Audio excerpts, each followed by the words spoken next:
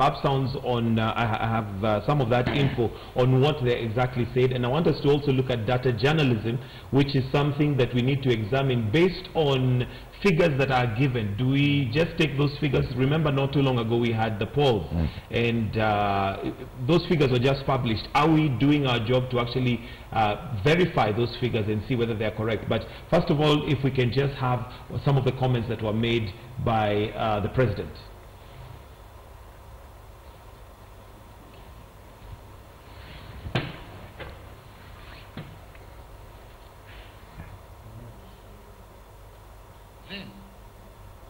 Today earns a minimum of Kenya shillings 23,692, while the highest paid teacher, who took home then Kenya shillings 35,886, now today earns a minimum of Kenya shillings 140,089.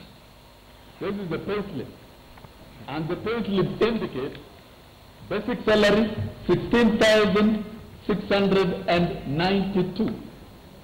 Where do they get a figure of 23,000 to cheat Kenya?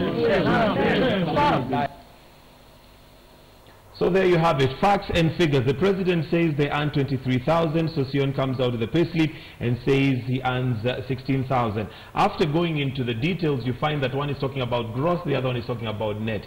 Mwenda Kilemi, do we take time as journalists to poke or at least verify the figures before we let the public know? I think we do, but we could do a better job at it.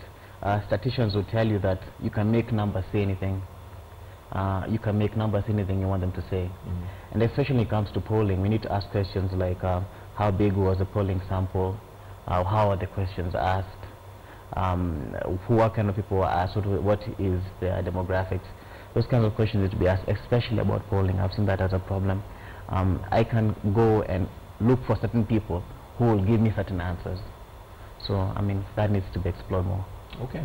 Clay, the government has consistently said these are the figures, but Sossion has come out and said that the President was misled.